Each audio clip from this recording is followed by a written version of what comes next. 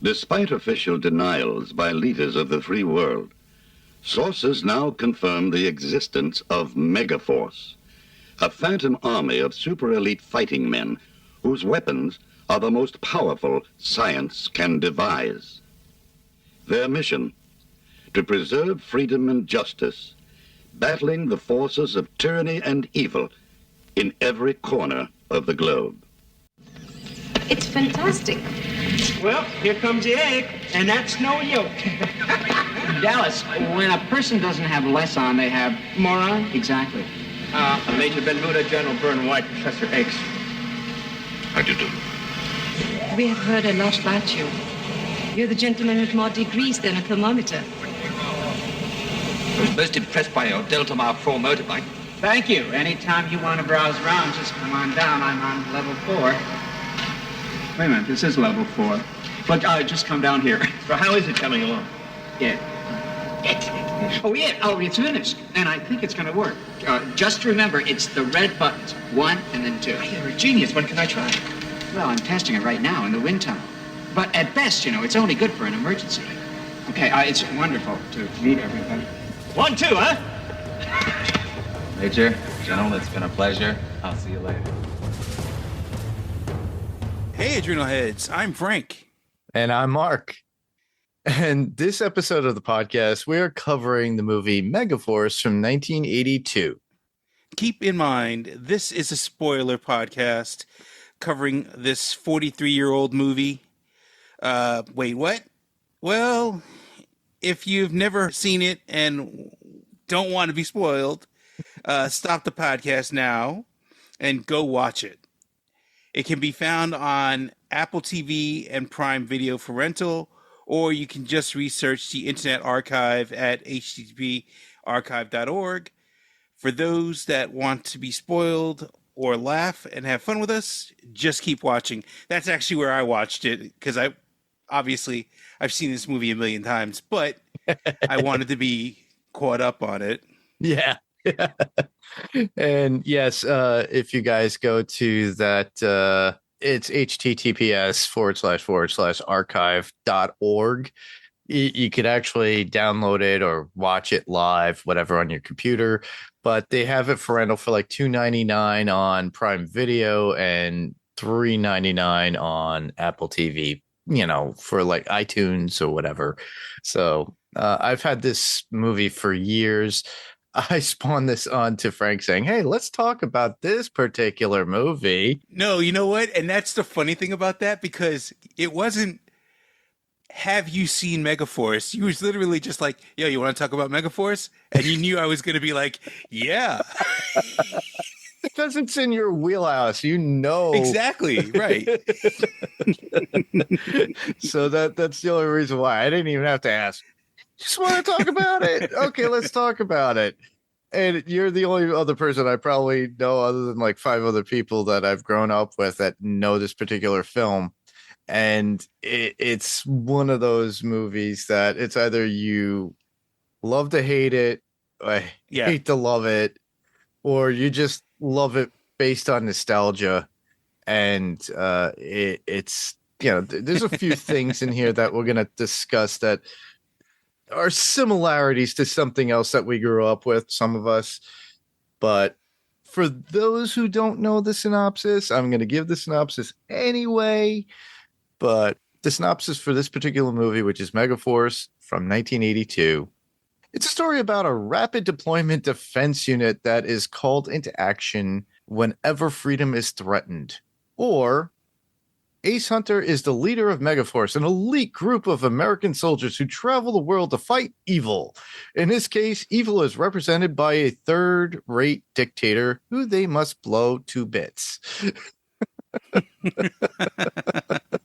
And that was directed by Hal Needham. Yep. If you don't know any other movies from Hal Needham, it's Hooper, Cannonball Run, just to name a few. So if you've ever seen those are Hal Needham movies. Yeah, those are comedic hypes too, if you think about majority of them. So the budget for this particular film, estimated, and from what I could find on the internet, $20 million. Yeah. Well, I would bet money that they spent most of that on the gadgets. Yeah, the vehicle building and Yeah. all the other good stuff that's out there. But the movie initially grossed in US and Canada about 5,675,000. That's a little less. Yeah, and in opening weekend US and Canada, it was like 2,350,000. But gross worldwide was 5,675,000. So it didn't make any money, everybody. Well, not in the initial release. It might have made money by this time. You know, it's 43 years later. It finally made its money back on digital download and DVD or Blu-ray. I did not find a Blu-ray copy, but I'm not surprised. Yeah, I mean, it's 82, so it's just so old. And even when I watched it on the Internet Archive, like it's not a great copy that they got it from. So you can see all the grain and everything like that. But it's an old movie, so you expect that. Yeah, exactly. Actually, they did a 2010 release of this particular film. Oh, cool. And I believe it went straight to digital online. I looked for it on DVD, but the nostalgic person that I am at times, and from stuff that I had from when I was a kid, I believe in 2005, I bought a VHS copy sealed and I converted it to DVD. Nice. And I've had it since. I still have the VHS copy, which is so funny. And yeah, it's I had to unseal it though to convert it because you had those VHS to DVD converters. So I could actually watch it on DVD and enjoy it as it was. Obviously, to my dismay, I was like, wow, what was I thinking? But it still holds true to certain scenes that I do admire and I love from action films and things from this kind of genre that you and I both love. So yeah. And it's kind of funny because I don't own this movie at all, which is surprising because then when I thought about it, I was like, damn, I should at least have some copy of Megaforce around here. But it wasn't a movie that I saw in a theater. Like literally, my first introduction to Megaforce was at the back of a comic, like a Marvel comic, when they were advertising on the back. And I was like, what is this? And then you got to see it on like a rental of VHS. Yeah, HBO. I watched it on HBO. I got to watch it on VHS when they had when video rentals were huge come 83. So obviously it went straight to VHS for rental fees and whatnot. I think I rented the crap out of it because at that time by 83 I was 11. I was all in the deep of, into the whole G.I. Joe aspect of it. And, but this movie itself, if we look at the ratings currently now that are listed on Rotten Tomatoes, it's got 6% on a tomatometer and 43% on the popcorn meter. And the tomatometer, as they call it, is literally actual critics. And the 43% from the popcorn meter is literally from fans. So obviously some people herald it as something that they go to because honestly, it's based upon nostalgia. Right. So, and that's the biggest thing with me is it's not one of those movies that even I sit around and I'm like, damn, I need to watch some Megaforce. No, like when you said it to me, I hadn't thought of Megaforce in so many years, but I've seen it.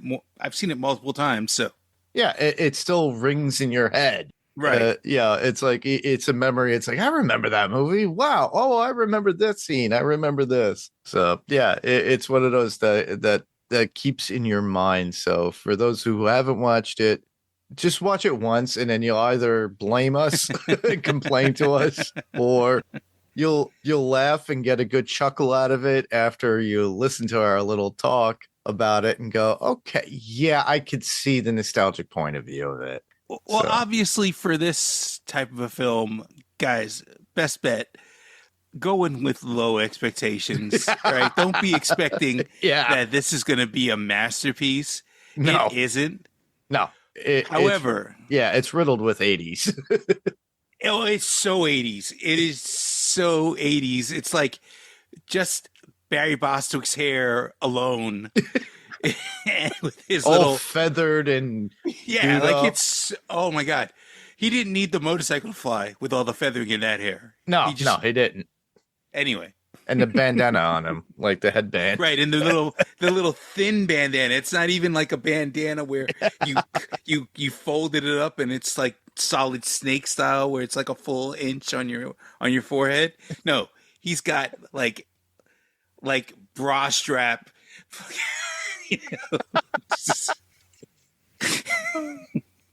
Filming locations. Yeah. This was filmed in Las Vegas, Nevada. Basically covering for a third world country that we've never all heard of. It's, Yeah. The notes anywhere Stan. Yeah, the notes that I found, literally it says the 1982 film Megaforce was primarily filmed in Nevada, utilizing locations such as Red Rock Canyon National Conservation Area, the nearby Jeans Dry Lake, which was the dry lake that they talk about in the film, the Valley of Fire State Park, and Nevada Old Gold Strike Railroad Tunnel. And additionally, some scenes were shot at Edwards Air Force Base in California, at the Mojave Desert, and at Raleigh Studios in Hollywood, California. So it does make sense because everything is a desert terrain with any of the battlefield moments, or even in some of the key location moments when you first meet people. It's literally right there, and you're like, okay. Oh, man. But as for any movie, there's always a composer, music by Kevin Russell, Todd Howarth, and Jonathan Cain. Lyrics, because there was a song called Megaforce in it, and you could actually hear that on YouTube during action movie soundtracks. There's a few, and I'll probably release them on this, that have like a variety of action soundtracks, and this is one of the songs that shows up. Oddly enough, I have one where they have intro clips from different movies that are popular within the 80s, and some of them don't even mesh up properly to the music that's there at times. So you'll hear stuff from like Lost Boys, and it does go into the Lost Boys song, but you'll hear like a Rocky intro and it'll be a different song all completely. And you're like, what is this? Or, for Iron Eagle and Karate Kid, all that cool stuff. Yeah. It's a pretty cool mix to listen to. Yeah. So the song that the lyrics were on, for the lyrics by James McClarty, was performed by the band 707.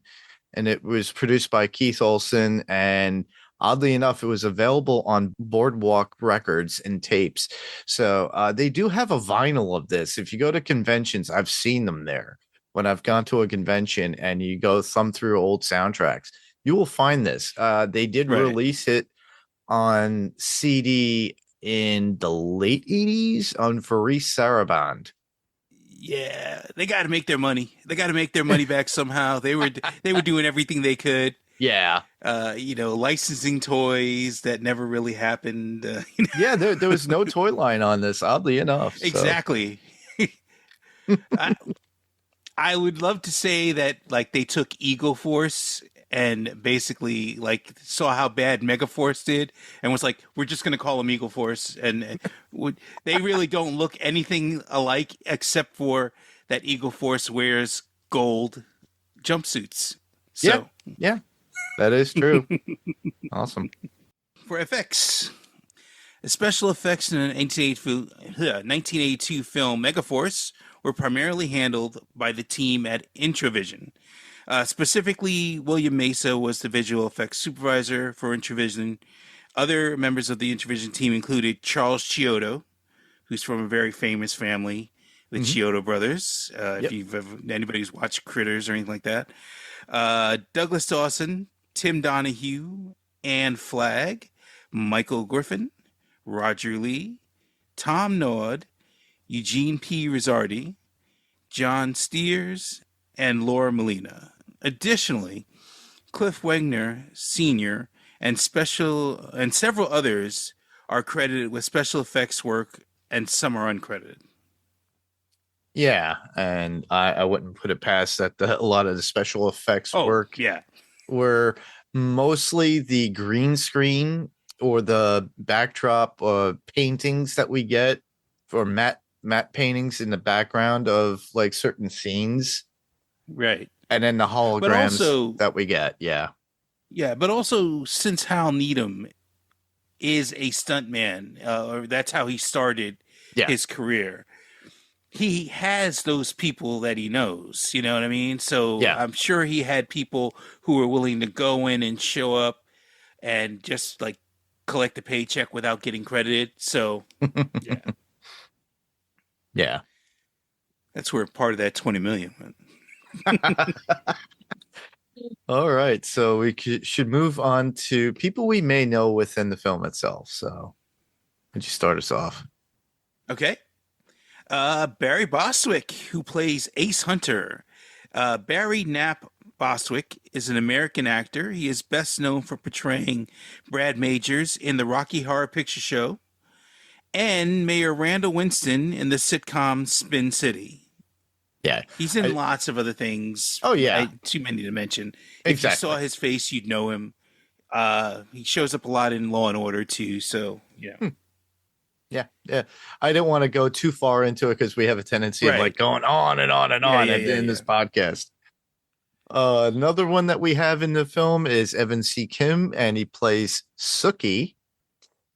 Not Sookie Stackhouse, everybody. Not from that particular show. Sookie, oddly enough. And it's kind of racist in the way of the name itself, if you think about it nowadays. Code name Sookie. Okay. So Evan C. Kim is an American actor.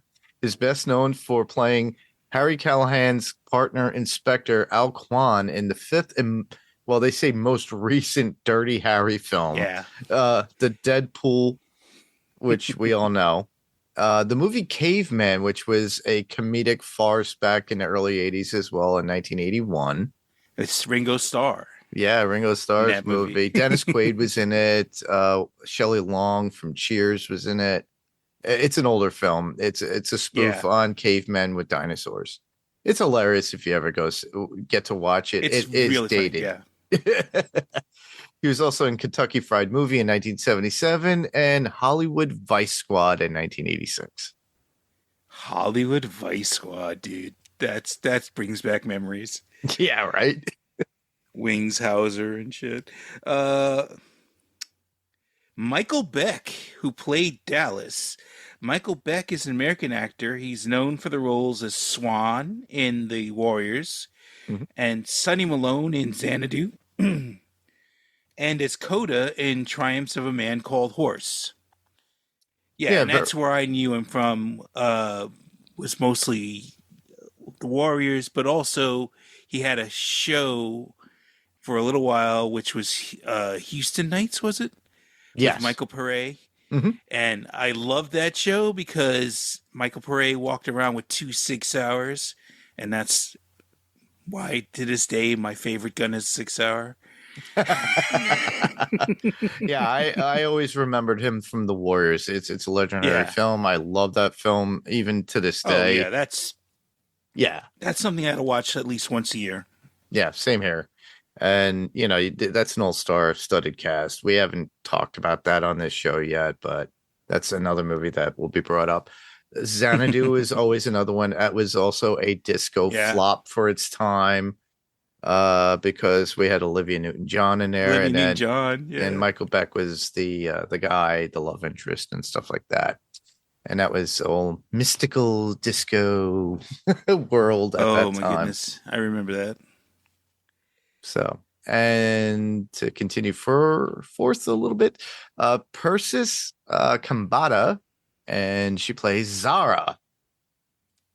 So, Persis Kambata was an Indian actress, model, and beauty pageant title holder, best remembered for playing Lieutenant Ilya in the feature film Star Trek: The Motion Picture, the original one in the 70s. If you'll remember, she was the one that was bald. Right. talk about V'ger.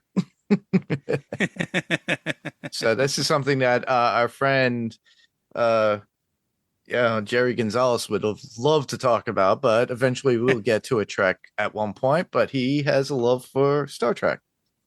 Other movies like She-Wolves of the Wasteland from 1988. Okay, well, obviously that was a B movie at one point, if you think about it. That was a straight-to-video rental. Nighthawks in 1981, if you remember that, had Sly Stallone in it. Right. And So Rutger that's a very Hauer. and Rutger Hauer. Yeah, very popular film. Yeah. And of course, yet another interesting kind of B movie, Warrior of the Lost World. And that came out in 83. All right. Also in our cast is Edward Mulhare, who played Burn White. Edward Mulhare was an Irish actor whose career spanned 5 decades. He is best known for starring in roles in 2 television series, The Ghost and Mrs. Muir, which I used to watch when I was a kid. Same here. And Knight Rider, which I'm pretty sure anybody who is a fan of the genre watched Knight Rider. So, yep, same here. That's how I always remembered him, those 2 particular predominant roles. which is a shame because he's been in a lot of different things. Oh, yeah. He's been around a lot more and has done other cameos and stuff. Next up, George Firth, who plays Professor Eggstrom, and they call him Egg in the movie. Right. George Firth was an American libertarist. I don't know how you would explain it. Yeah, this is librettist, I guess is the proper term. Playwright and actor. And movies we have seen him in are The Cool Ones in 1967. I think I remember him specifically in these next 2 movies, most of all, Butch Cassidy and the Sundance Kid in 1969. Right. We all remember that. Robert Redford and Paul Newman. He played one of the characters within that you cannot forget. And then, of course, Blazing Saddles in 1974. Love Blazing Saddles. He's awesome in Blazing Saddles. Oh, yeah. Henry Silva, who played Guerrero. Mm-hmm. Henry Silva was an American actor with a film and television career which spanned 50 years. Prolific character actor in over 140 productions, he was known for his dark, sepulchral looks and brooding screen presence that saw him often play criminals, gangsters, or other tough guys in crime and action films like The Boss in 1973, Code of Silence was a Chuck Norris movie in 1985, and Above the Law, which is a Steven Seagal movie in 1988. Yeah. So he likes to get his butt kicked by martial artists.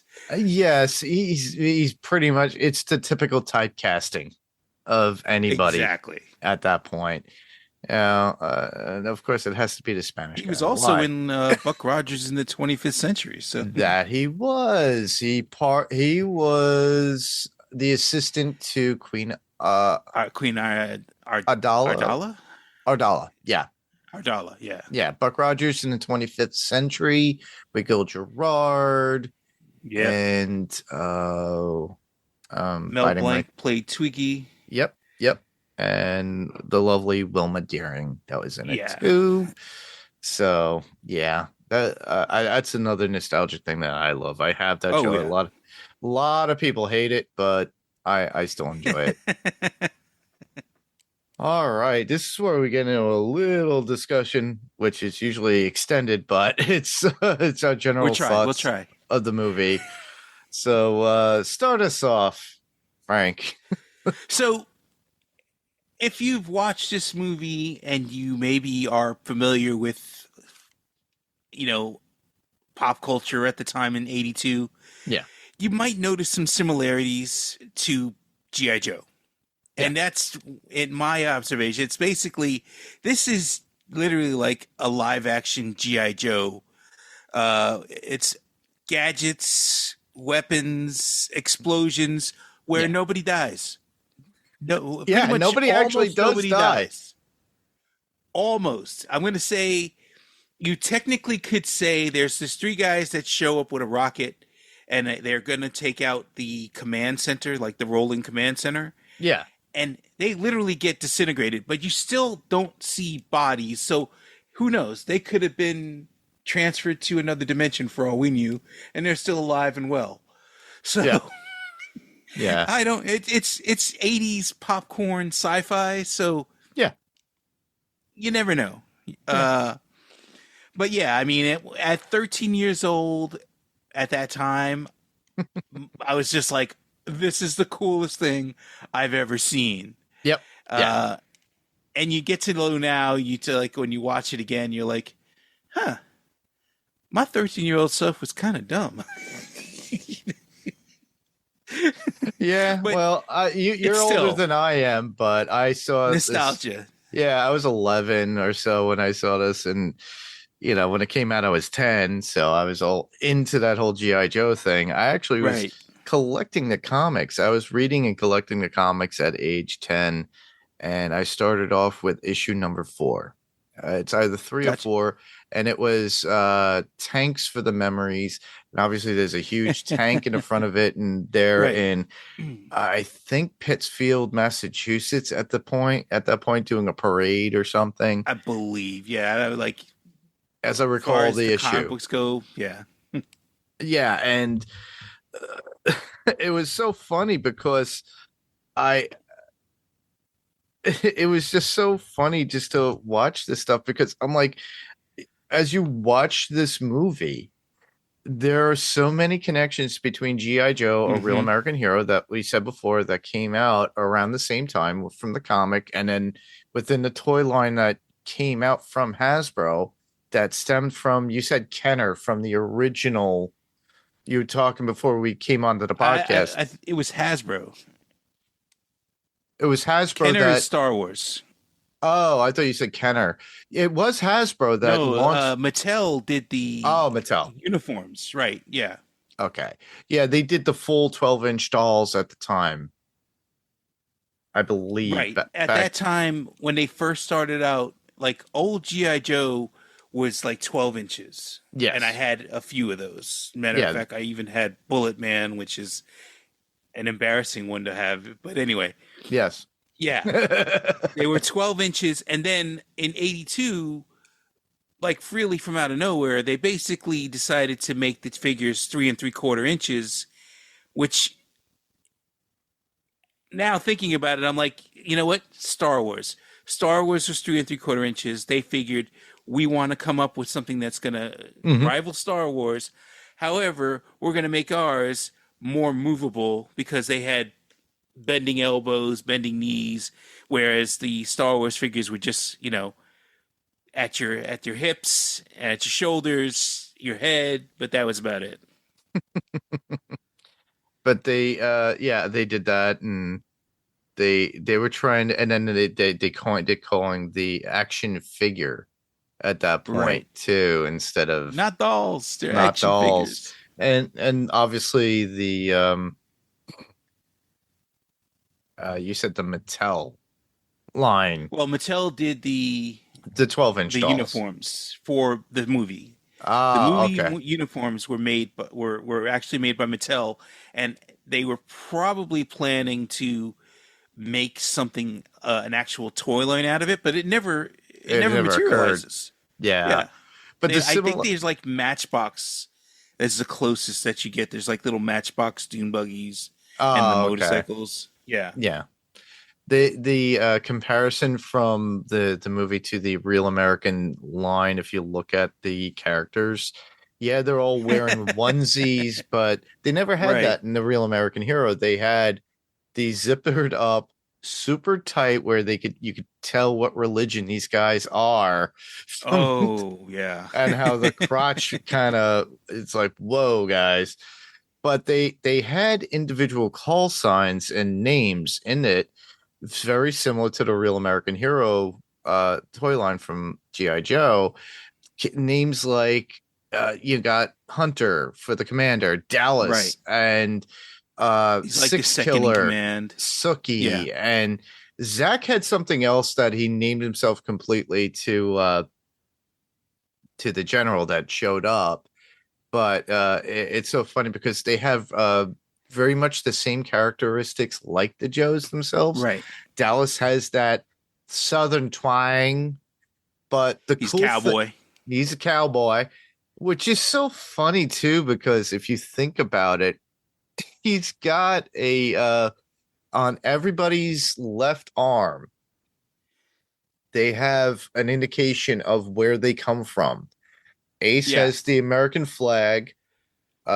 Suki has the Chinese flag. Right. And then there's a Hispanic guy that has, I think it's the Puerto Rican flag. No, that's I think that's Mexico. Because Puerto Rican flag is red, white, and blue. Ah, okay. Yeah, you're right. Yeah, I couldn't really get a good look at it, and I knew it was like a Latino. It's either country, Mexico or Colombia. It's a possibility. It was green, I think. It had a bit of green in it. Yeah, it's more than likely Mexico, and it's interesting because they explain a little bit in the movie. Like Hunter is explaining, like, hey, each military throughout the world takes their best person or their best couple of people, and they send them over to them to be part of Megaforce. So Correct. they're all wearing the patch from the country that they're from. Correct. And like Six Killers, American Indian, so he's wearing a United States flag. Dallas, if I'm not mistaken, is wearing a Confederate flag. Yes, that's what I was going to bring up. It's so funny. I'm like, that's not from a country. That's a little bit kind of racist at certain points at this day and age, but it's the 80s. I could guarantee you if they put it out now, it's like, oh, we got to blur that one out.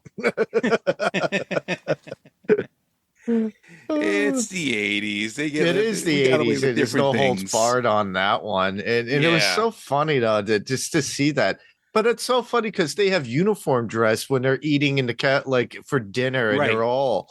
It's like completely. It's like all blue with almost like something out of Star Trek, where it's like draped over. Their Ace has got this like really like light blue ascot. I'm like, dude, come on. And some of the vehicles, if you look at them, they are very similar to G.I. Joe, with like the motorcycles with the machine guns on them, with the rocket launchers on the sides. Yeah. You got the Doom buggies that are there as well that have like a cone shape to the snout to it. You got tanks, their modern version of tanks, almost similar to like a HISS tank, but it was trying to be modern. You have to think about what cost them the money in building this stuff. And where is it now? Who's the collector that has these vehicles in there? Somebody's got that for sure, because Hal Needham has made he did when he was alive. He made a big point of pointing out that all of those vehicles that you see in the movie are working vehicles. They are things that he actually had built that were, I mean, when I say built, I mean, you take a dune buggy that already exists and just slap some, plastic on it to cover and make it look futuristic. Give it a whirring chain gun on the side or two rockets on the front that don't really work, but in the movie they're awesome. You like when you're amazing. A kid at 13 years old seeing that, I was like, this is going to be the greatest movie ever. I was like, rockets and motorcycles with machine guns on the front of them, and the introduction to them is crazy because that's the first thing that you really see is like, oh, welcome to our place. You're just in time for target practice. Yep. And that's how it starts off. Yeah, and a lot of the intro, if you look at the movie, is stuff that comes in later in the film from action sequences, and all they do is they do a reverse negative, so it's black and white with distortion on it, so you get the silhouettes of everything and the warring and battling of it as with the intro music, which is totally 80s too, by the way. Very keyboard driven and all that stuff going through it. It's that's where the nostalgia comes in because it is Yeah. pure 80s in it, but it works in a sense of if this is the stuff that you liked as a kid, it's great. I love that some of they have that camouflage mode where Dallas points it out. It's like Yeah. let me take your hat, and he puts it there, and it's like it just basically it's almost like a chameleon. It can actually camouflage within its own setting. So they don't really use it at all, but they do use the whisper function, which is like a Well, they quiet. do. They actually do use the camouflage function because at night everything's black. Oh, that is Everything is true. black at night, and then when the sun comes up, you see them start gradually changing from black to the actual Megaforce colors. Okay. As the day gets on, now and they even mentioned in the movie, we're going to start showing our colors. You're right. You're right. Yep. So it's interesting, and it's like kind of the lore in the movie is where Barry Bostwick has said in the past that the government didn't want this movie to come out because it was very similar to stuff that the United States government was doing. And I wouldn't be surprised. There are actually like things that you can see in deployment now where it's like, oh yeah, dune buggies with machine guns on them. Sure. They've got that, Nowadays. Motorcycles, they might not have machine guns on them because that's kind of impractical, but they've got rapid deployment for like scouts and things like that. If you need to move fast, there aren't too many things that are better than a dirt bike to go ahead and go into a war zone with. That is true. And if you look at a few scenes, those dirt bikes, their shocks are really getting worked on at times. They did put on top of the tanks at one point laser guns. So you could see it come up as well, but they put in the effects of the lasers. Very similar if you think about it. If you look at the original Real American Hero cartoons, they're lasers. They're not actual guns. But and again, nobody dies. It's lasers, missiles, all regardless these things. of there being real tanks and the amount of money to pour into having real military tanks. Now, I'm not kidding you. Close-ups were done in real tanks. And you could see the maneuvers that they were doing. They were using ammo or rounds, or if not with special effects and using dummies at one point. But the explosions and everything, that took a lot of money. And for this movie to have that kind of a budget where it was like in $20 million back then, that was a lot of money for them. But he must have knew somebody that could do that because that would have, and to pay off somebody to use those vehicles, the amount of tanks that they used, and having the explosions so close, it's just mind-boggling. Boggling just to think about it. Mind-boggling. It's just typical. I got that from a movie, obviously, but it's like then you get the trope of the typical comparison to G.I. Joe, which I like. It's like good against evil. One being fighting for freedom of the world and the other for tyranny and taking over. But in this, there's it's a bunch of confusion by the end of the movie. You don't know who's bad because Ace is friends with part Guerrero. of it is exactly right. And actually I kind of like that. I actually really like the fact that they're like frenemies, Guerrero and Ace actually went through like military school together. They served together. They've known each other for years. And even in this movie at one point, like Guerrero literally flies in on a white medical helicopter and they start just jawing back and forth, which I enjoyed because it makes sense when you think about, okay, these two guys are friends. They respect each other. Mm-hmm. Guerrero is doing whatever he does, and he specifically, they specifically say this, he only does these things for money. He doesn't give a shit about what that country is interested in, what their politics are. He just cares about they're paying him. He's going to try to go ahead and win the fight because they're paying him. Yeah. And Hunter is the idealist. He is consistently like, I'm not going to do that. And matter of fact, there's a point where he makes him an offer. He says, look, your guys are surrounded. There's no way that you're going to be able to get out of here. My tanks will just destroy you. I'll give you the opportunity. If your men drop your weapons, I'll take you and we'll fly out of here right now. And Ace is just like, your helicopter doesn't have enough seats. You know what I mean? Like, I'm not leaving my men behind. And he's like, you disappoint me, but I'd be more disappointed if you didn't do that, because you've never figured out that soldiers are expendable. And he's like, and you've never figured out that it's more than just making money, you know? So yeah. And it's so funny too, because he brings up a story about Guerrero, about his lighter. He goes, I had him this close. Yeah. Then he stole my lighter. He's like, you did steal my lighter. And they're back and forth. There's a couple of running jokes in this that are actually really funny.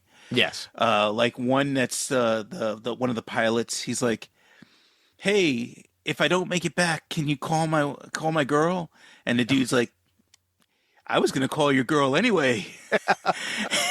And then he's like, later on, he's like, oh, they're like, hey, is it okay if I call your girl? It's like, yeah, I guess you can. Everybody else is. And then also the whole thing with Hunter and stuff. And there was also a running bit too with, like, you know, it's some people would take it as racist, like the American Indian bit, and he's doing a crossword puzzle, and there's somebody throwing a knife, and the effects on the swoosh of the knife and back and forth with the knife is hilarious. What's this for that? Okay, and it's like, and then as they're ready to jump off the plane in their parachutes and whatnot, he's like, "Was that American Indian that's so legendary?" It's like Geronimo. Yeah, because it was it was crossword, and it was a role that was played American Indian chief, and it was they were trying to figure out what actor had done it. They said Brando first, and then they're like, no, that's not enough letters. Yep. Then before they jump, they are like, oh, it's Lancaster. And he's like, well, what was the part that he played? Yep. And they're like, Geronimo. And then that's when they jump off. So, yeah. And then the typical 80s tropes in it too, because right around this time we had Rubik's Cube come out, and they were all playing it. They were all playing with it. There's 3 of them playing with it, and then Zach's like, "Yep, throw it to me." And he's supposed to be I'll do it. Yeah, he's supposed to be the brains of the group. So he goes, I've been working on that for like 2 months already. And then he throws it back at him, and it's all completed. And that's the thing with this movie. There's a lot. There's a very large amount of tropes in this one, and they're not the best nowadays. Mm-hmm. But at the time, you know what I mean? Like, you've got, yes, we've got Dallas, who's a cowboy. Suki's wisecracking through things. Zach he's got his headphones on when he meets the general. Mm-hmm. And he's wondering, you're thinking to yourself, oh, he's listening to hip hop. He's like, I'm listening to Vivaldi, Rites of Spring or something like that. And the general goes, it's Rights to Winter, and he goes, no, Rights to Spring. yeah He's in there, and then he's also quoting like Macbeth, Hamlet, yeah, and it was hilarious. And it's like he's showing up the general with his smarts, at certain points, because it's like, oh yeah, I showed you, you're an idiot. And then there's key moments of like humor in it that like the holograms that were in there. It's like when we first see Dallas, he projects it. He goes, oh, well, I could have put this on for you. It's like, oh, there she is. And it's like a hologram projected in the desert against a rock bed. Right. And it's a woman like in a bikini in Hawaii going by the water. And they use it later on too as a distracting point with Yeah, the they guys on distract the people with it, yeah. motorcycles because they just want to distract them from doing anything from the command center. And then obviously with the refueling at a certain point, there's some jokes flying around about that too. Hey, did we get anything? And I actually, and that's one of those things that it's an 80s movie, and normally, why would you even have that? You know what I mean? Because 80s movies, the hero never runs out of bullets. yes, You know what I mean? He just does whatever he needs to do. They actually took the time because, and I think this is part of like with Hal Needham having working vehicles and everything like that. He really wanted to show like if this was really deployed, this is something that you need. They built a rearming, refueling station, Mhm. and they actually use it. They actually line them up and have them start refilling the rockets, the ammunition, Yep. the gasoline. And I was like, dude, you never see that in a movie. Mainly because they'd be like, that's just too freaking boring to just watch a bunch of guys. Or it's time consuming on a scene that we Exactly can right. delete. It's like just assume that happened. But they actually did it and they built it, and it's a nice little set that is a nice little add-in Yeah. to this movie. A lot like I already mentioned it about the matte paintings that you do get. Yeah. Just like with G.I. Joe, because I lived in Staten Island most of my life. The one cool thing about the comic is where was G.I. Joe's hidden fortress? In Fort Wadsworth, Staten Right. Island, underneath the ground. And it had multiple levels. So in this, they talk about the amount of concrete that is made, and it's multiple levels underground.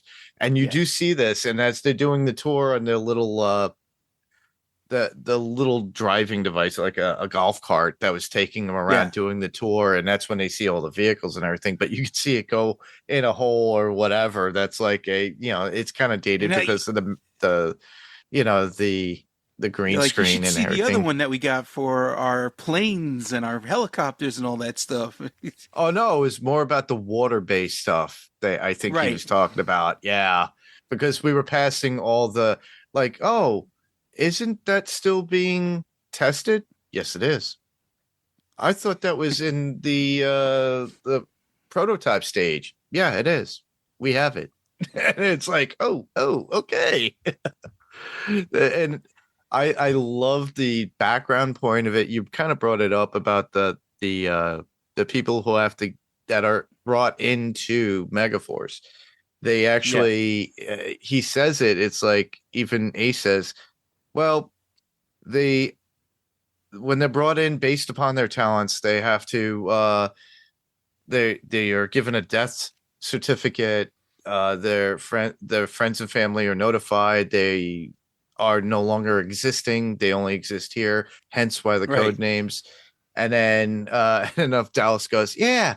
And the worst part of it is you have to, volunteer for this. Yeah. And I love how they vet it out too, is because I remembered it and I didn't write anything down for it, but I have it up. It says in the context of the movie, SCUF, which is an acronym for it that they use, is for the Supreme Command United Freedom Force, is what is backing up this group, SCUF. So this organization serves as the umbrella under which the international elite military team known as Megaforce operates. So it's kind of like the hierarchy of the government instead of the Men in Black, That's actually in the beginning of the movie. The first thing that they start off with is like a little blurb where they're telling you about, well, the government denies the existence of Megaforce at all.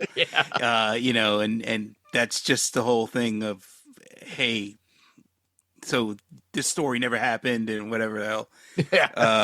Kind of like Highlander. It's like nobody knew we existed amongst you till now.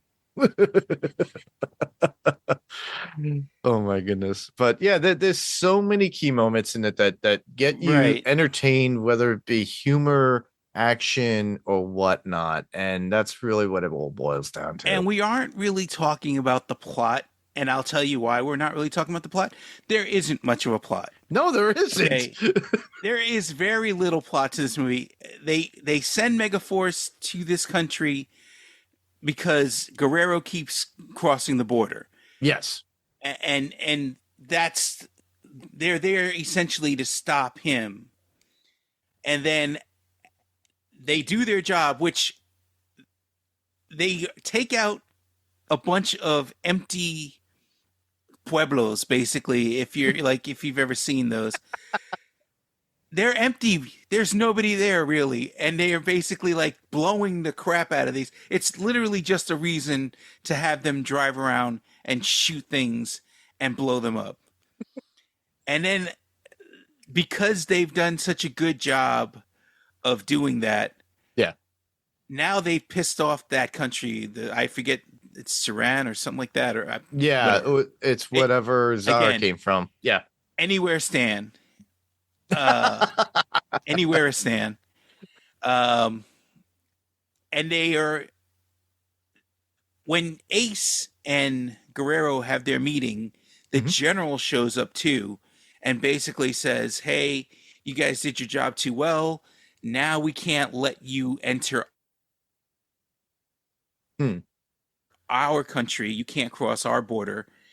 Even though we brought you here and we asked you to do this, we are not going to let you back into our country, and no other country is going to let you in because technically you've committed an act of war, and any other country that gives you aid is going to be at war with this other country that you basically attacked." And that's something that Guerrero says too. He's like, "You've basically broken the sovereignty of this country, and they're not happy."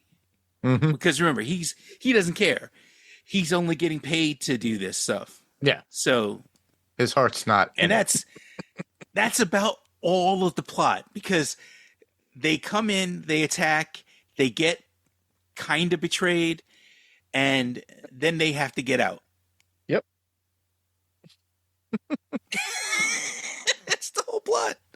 It's like there's a little extra about a romance, but it's so disingenuous because literally you met this woman the day before.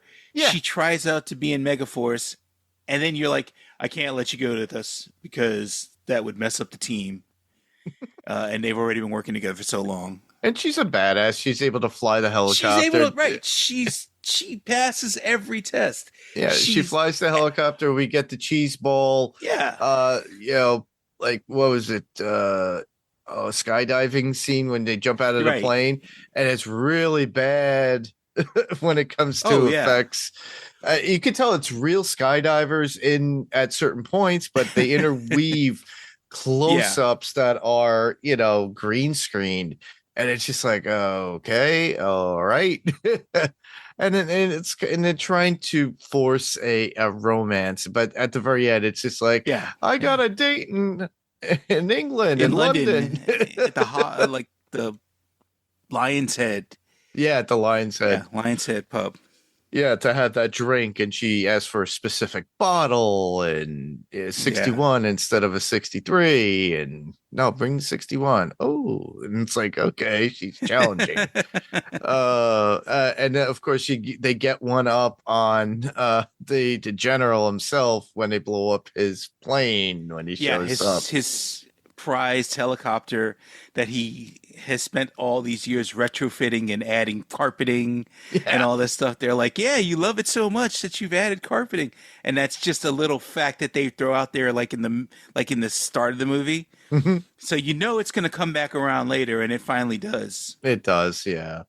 And of course, the ultimate scene at the end, because Egg kind of goes to Ace, he goes, "Oh, did you test that thing? Oh, we have it in the wind tunnel right now. We're testing it right now. What is it? 1, 2." And then he goes, "Oh, okay." And then it's 1, and then 2, and then they reversing the button on the mechanisms. And he goes, "No, 1. Oh, okay, that's it. All right, yes." And then you don't get to see it until the very end when Ace literally drives up on his motorcycle to see Guerrero, and he knocks on the thing and it says, a silly American 80s catchphrase. Yes, which action is my movie favorite quote catchphrase. from the movie. Go ahead, you can say it. Okay, so it's the good guys always win, even in the 80s. And he puts the cigar in his mouth, and then he takes Right. off. The really funny part of that is that he knocks on the tank Yeah. with his gun, and it just sounds so plastic. It It's does. like, ding, And ding, it looks ding. plastic. It looked like they got it off of like Buck Rogers. Literally, it looked Yeah. like one of the blasters that It they did. had. Yeah. Oh man. But we get to see the motorcycle fly because the Yes. planes have taken off because he set them forth saying they're like, oh, we're not going to be able to make it. Well, I only have enough room for leg room for these guys.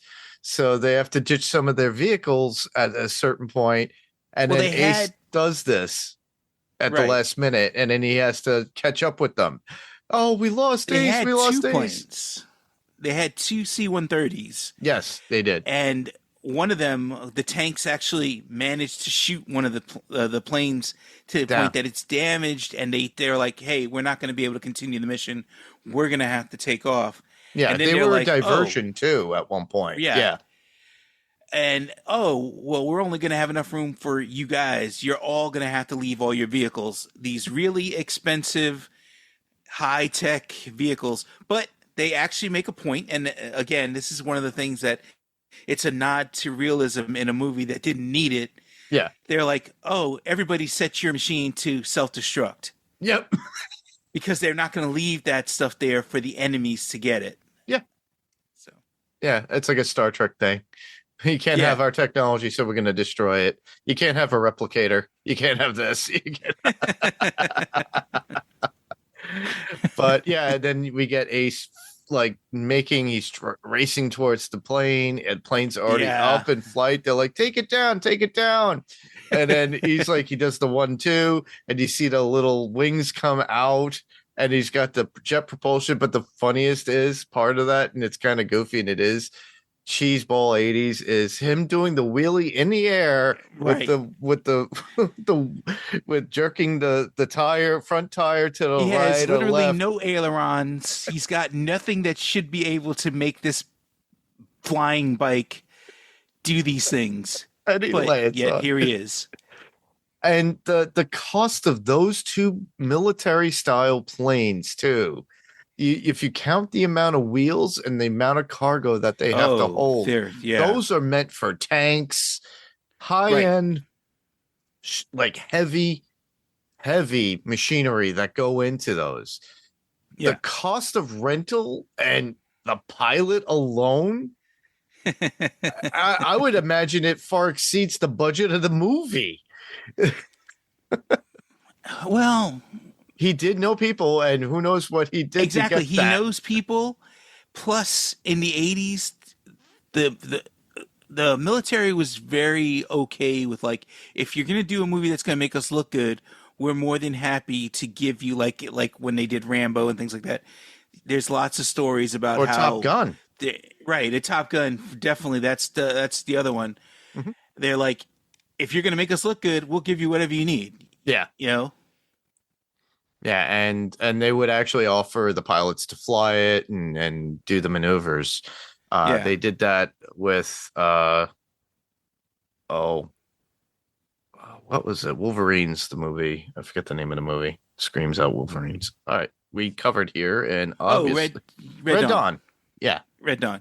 You Yeah, said Wolverines, and I was like, Wolverine with Hugh Jackman? No. Then you said Wolverines. I was like, Wolverines. I did cover it here. It's one of the Red first few Dawn. podcasts we actually did cover on this podcast. But it's like, of course, I have to have a brain fart in the middle of a podcast to do that. But yeah, It's okay. it's movies like that, though, that it's like they will allow that as long as they're able to have their people do it. They did that in Top Gun. They actually had their own guys actually fly those planes and had cameras hooked up to them. unfortunately, in that movie, they did have a casualty, but Right. there's no said mention of anything like that within this. So obviously, you have top stuntmen out there that are working on this Yeah, film yeah. too. I mean, he's got access to the best of the best when it comes to stuntmen. So Yeah, and choreographing everything. But yeah, the movie itself was always something that always sticks in my head.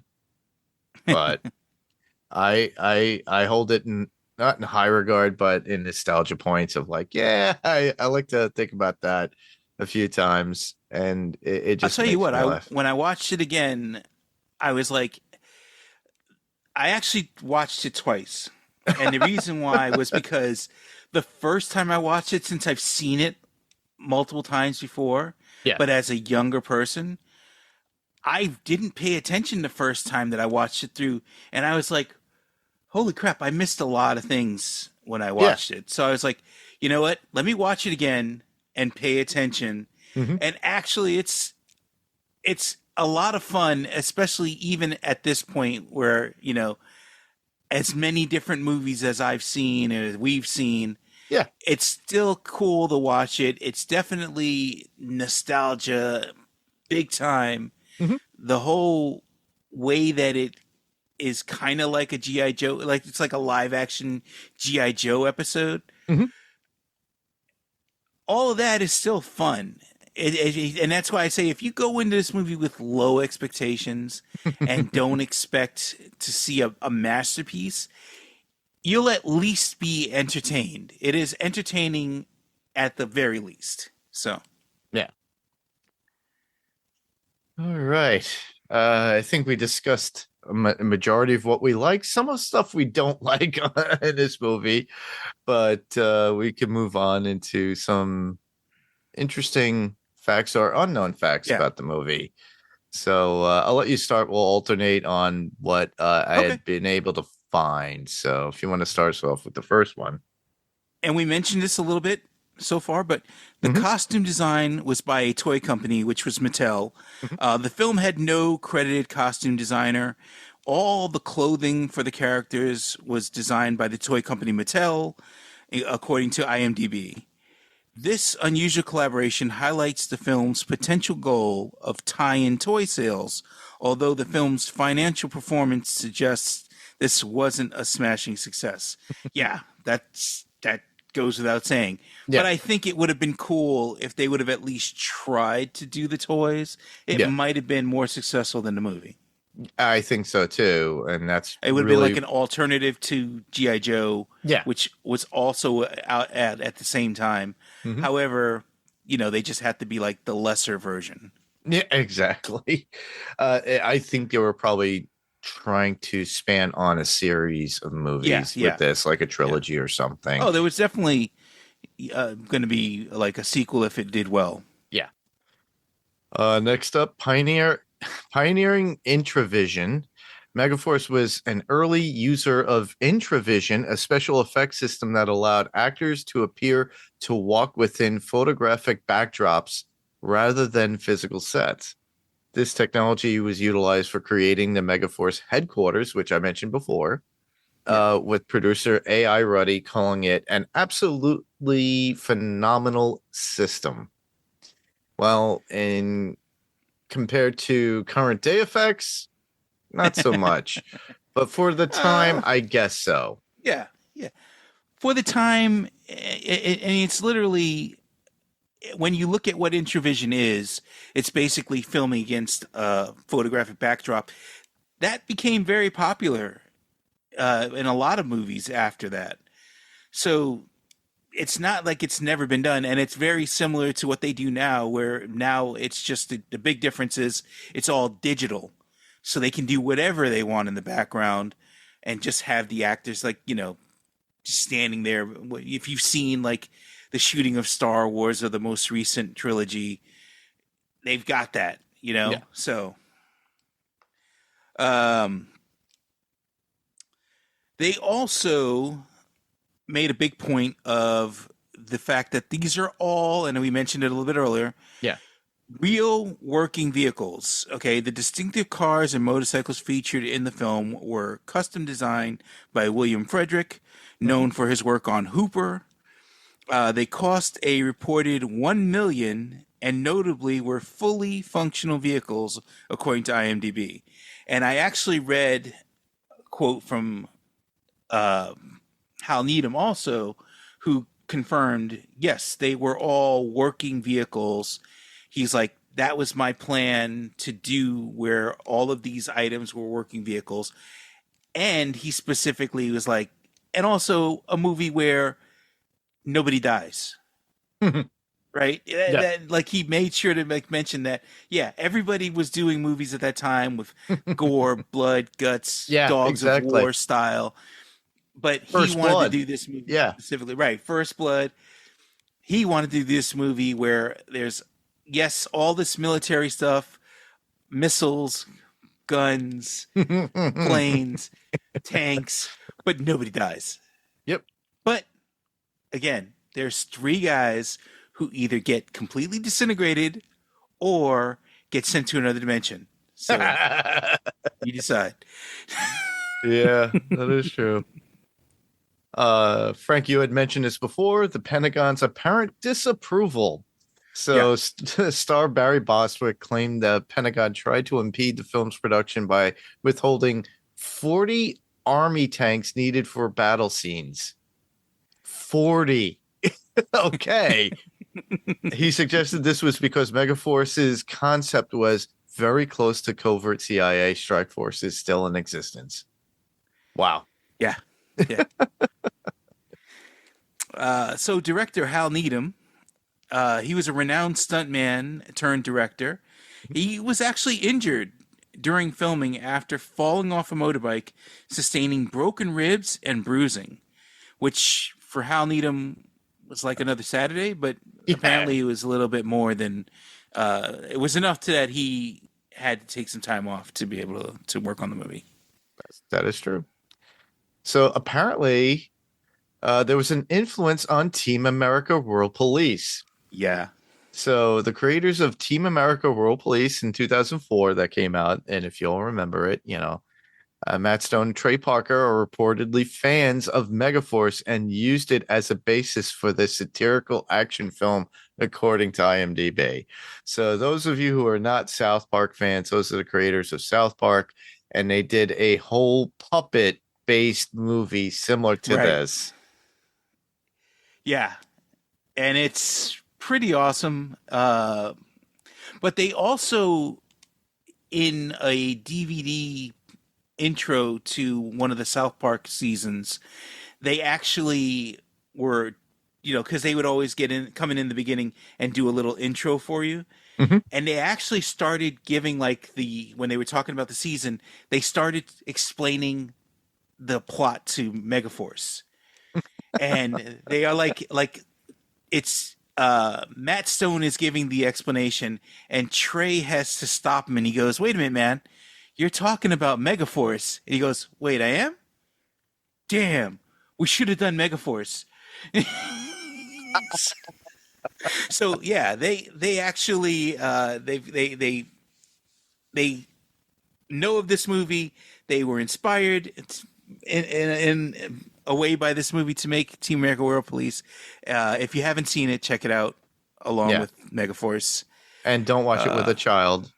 No, absolutely not. Even though they are puppets and things like that, do not make that mistake. Yes. It's not a kiddie movie. This was part of what we all feel, and this is apparently correct. Yeah. Was a planned failed franchise. Despite a significant marketing push, including toy lines by Mattel and Kenner, soundtrack release, video games, Megaforce failed at the box office, grossing under $6 million, which we mentioned earlier, against a $20 million budget. A planned sequel under the title Deeds, Not Words was subsequently canceled. Interesting. I'm curious. If we all go to a convention and see Barry Bostwick, maybe we could ask him about that question. Oh, yeah. So did you ever see that script? I'm sure it existed, and based on the fact that if it had been successful, they would have wanted to get started on it like probably right away. Because if you got that heat from a successful movie, you want to make sure that you're working on the sequel like right away. Yeah, yeah. Usually, they knew that back then in the '80s.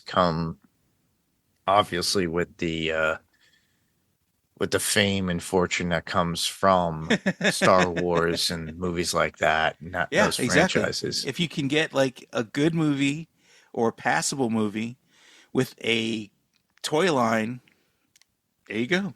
You can bankroll it into it. All right, next up, noteworthy cameo. So apparently director Hal Needham makes a relatively large cameo in the film as the operator of the Mega Fighter command base. Right. So that's a cool little thing. He threw himself in his own movie. He did that often, but hey, why not in Megaforce? All right, so I've got some little extra facts that I added. All right, cool. So Michael Beck, who is Dallas, basically he knew the writing was on the wall that this was not a blockbuster. He's quoted as saying, "To say the least, it's not the kind of movie you look for at the Oscars. On the other hand, it paid me and my new family enough to buy our first house, so I'm not about to knock it either."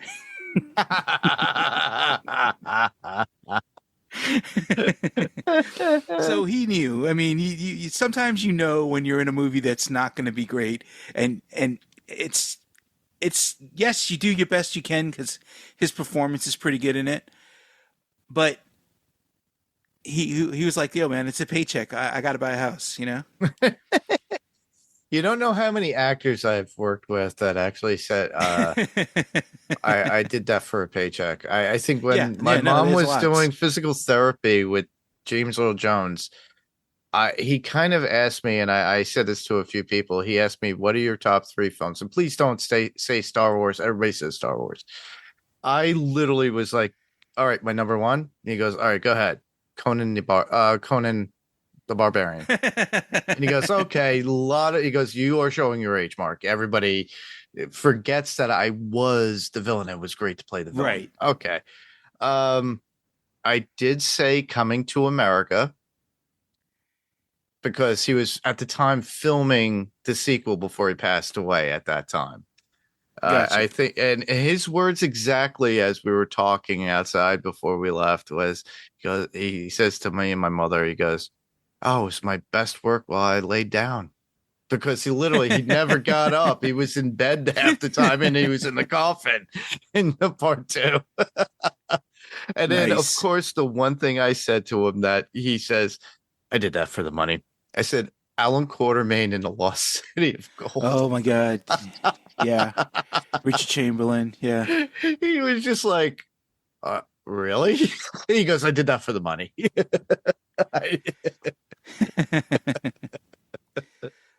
And so these are just little things that little observations that I was looking at too. They literally had a version of VR training before that was even a thing in this movie. Persis Kambata, when she's trying out to get into Megaforce, has to basically get into this buggy simulator. Yeah. And she's going through it, and it's basically like it's VR training. That's what it is. It's like an arcade machine back in the 80s, exactly. If you think about it, because we had Mach 4, I think, that came out, and it was like a whole thing where it was like in your face, but you were flying the ship. And Battlezone too, yeah. Battlezone, where it was literally tanks, and you're like you put your face up to the periscope, and exactly, yeah. I already mentioned that as in a nod to realism that they had the fueling station, so I thought that was interesting. And then in the end, that final escape, right? They're all trying to get onto this plane. And the tanks are basically, they're about to start targeting the actual motorcycles, things like that. They all start spewing smoke. And it's awesome but also it's kind of funny because it's really clear that the guys on motorcycles, at least, cannot see with all of this smoke that's going around them. That is true. The way that it's set up, the smoke is coming from the front of the bike. So it's just literally billowing into their faces. And I can't imagine that they were happy about that, because that just makes the stunt, the fact that you're already on a real motorcycle trying to go with a line of maybe like 30, 40 people with you, and you have to watch each other. Now you've got the added extra piece of really thick, heavy smoke that does the job of blocking you being able to see. Yeah. So I thought that was kind of interesting and kind of crazy. Not something that we'd really do that way. We use smoke, yes, but usually it's an external grenade or something like that that you block the vision. So anyway, it's just one of my things. All right, and we can move on to quotes, and we've sprinkled a few here and there, or brought up a few conversations, but there are more that we could bring up, I believe. There's quite a few, because it's actually, like, again, watching it again, there's a lot of really good quotes in the movie. My favorite has always been, and I said it earlier, that he goes like, I just want to let you remind you. Well, no, he says, I just want to say goodbye and remind you that the good guys always win, even in the 80s.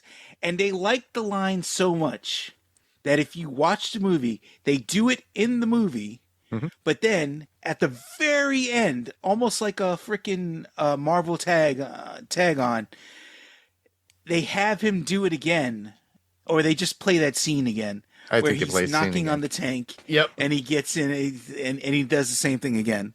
Yep. But one of my favorites is also where Dallas and Eggstrom, Dallas says, or Eggstrom says to Dallas, because he's giving him grief. He's like, when a person doesn't have less on, they have, and Dallas says, more on, and he goes, exactly.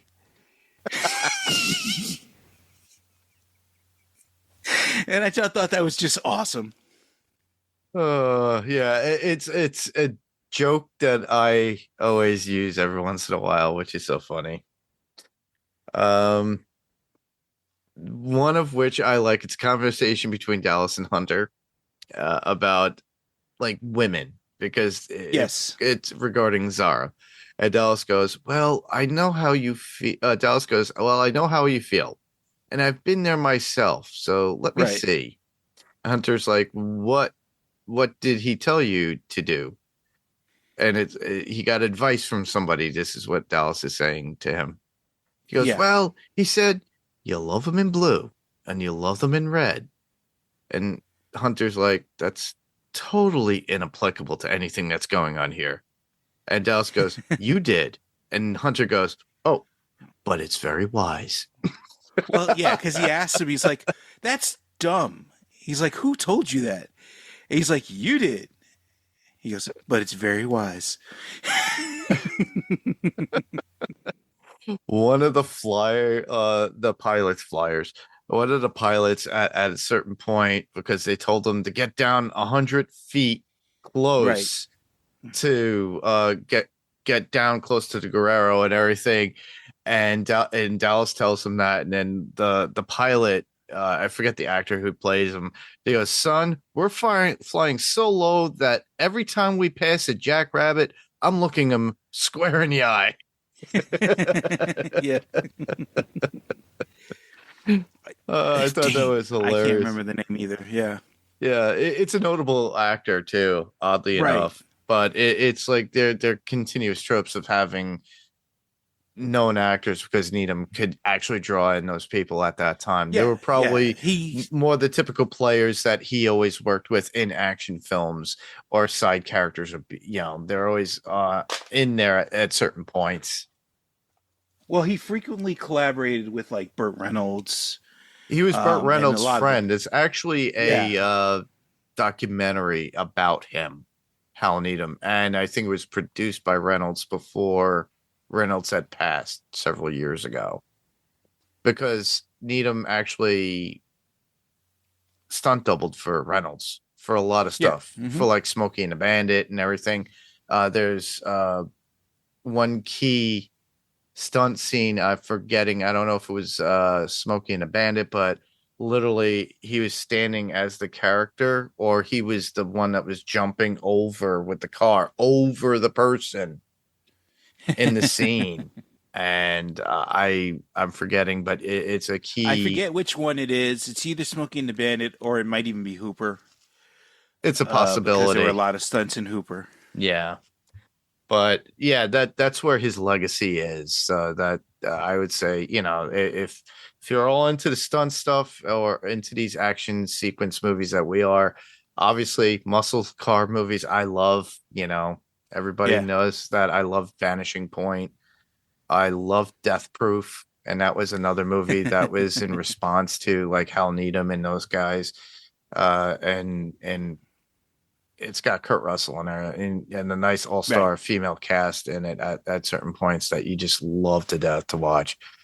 But yeah, I would recommend checking out. You could find those documentaries. They could be found on like Amazon and HBO Max and stuff like that. Yeah. But that's about it when it comes to our episode and our coverage of the 1982 film Megaforce. And I hope you guys liked it. If you never saw the movie, go watch it and reminisce and go, yeah, they were talking about this part. I gotta, okay, and you pick it up. Or you could be like, oh, I gotta watch that again just to see how bad it is. So be forewarned. Again, low expectations. If you like that kind of stuff like Frank and I do, just go watch it. Oh yeah. Anyhow, so we're at the point in the podcast. Well, where can listeners hear you, Frank? On any podcast that has me on. Yeah, like here, Pounds to Pixels podcast, Adrenaline Cinema. Yeah. Panels to Pixels. Anything that we generally do here. It's like Frank is part of the old crew from Fantasy Picks Movie Edition. We just keep coming back. We're going to have more discussions of other things. We have a few things put in the pit for Frank, Adam, Rob, and myself. So look forward to hearing more from us.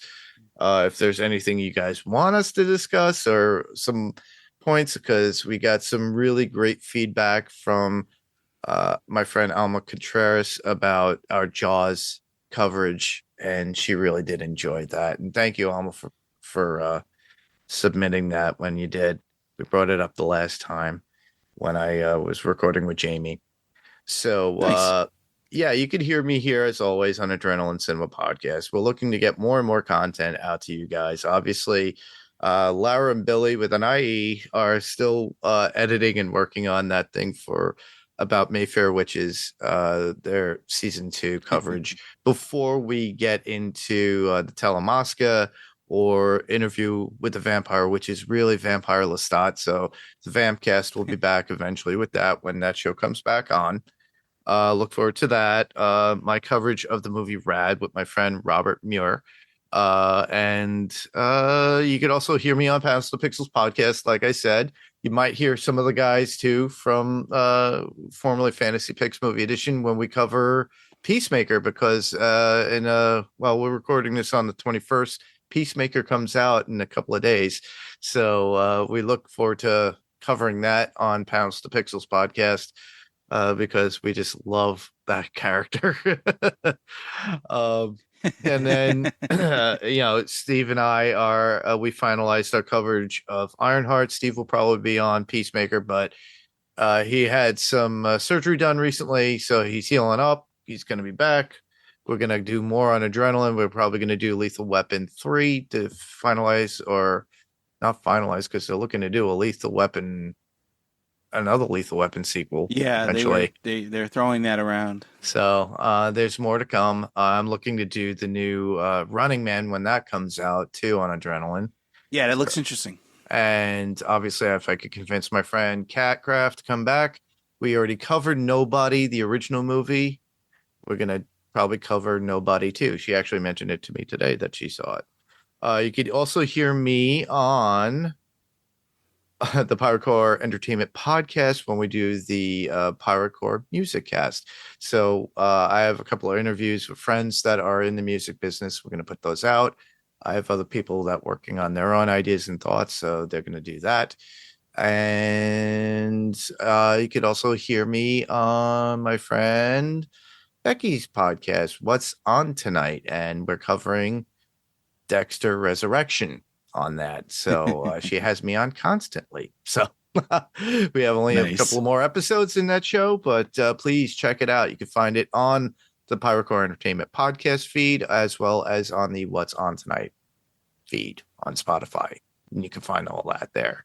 All you have to do is search for it, but also subscribe, let people know, and give us some feedback. And with feedback, very easy to submit your feedback. All you have to do is go to our Facebook group. I did post an image of Megaforce to see if anybody would send in anything. Didn't get anything. I was waiting for somebody to actually say, I hate that movie. I never got it. But all you have to do is go to our Facebook group, which would be facebook.com/AdrenalineCinemaPodcast. I did post an image. You can leave your thoughts in the comments below. It also shows up on Instagram, and that's at AdrenalineCinemaPod on Instagram. So you could just follow us there, but obviously the image will be there. You just put your thoughts in there too. We could be found on Apple Podcasts, Spotify as well.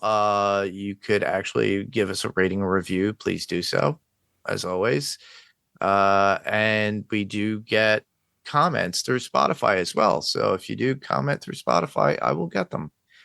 We could be found on YouTube as well. We get comments through that as well. But sometimes you'll see a interview once I get them, and you can see my ugly mug or whatever I'm wearing at that time, interviewing who knows who. And then you could leave your comments and we'll get them there, and we could read them out later on. If you're going to follow us on YouTube, please subscribe, ring the bell to get notified, and please give us a thumbs up if possible. So with that, and then also check out, the other podcast right now is What's On Tonight for the Pirate Core Entertainment, network that's out there. Trying to incorporate everything else. Got to work on that stupid website. Still haven't gotten to it. So if you look for it, it's on the to-do list. It's on my to-do list. It's always there. I just haven't. I've been lazy. Actually, I've been working on and off, and it's been crazy. You're working on a lot of stuff, so. Yeah. But anyhow, I just want to thank everyone out there listening to the podcast, and thanks to Frank for being on. Hey, happy to be here. All right, so this was Adrenaline Cinema Podcast, and we'll see you when we change the reel. Goodbye, everybody. Bye. Bye.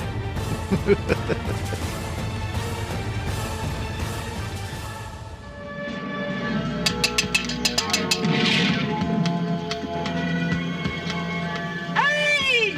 Hi, Duke. Oh, listen, I just wanted to say goodbye and remind you that the good guys always win, even in the 80s. See you, Duke.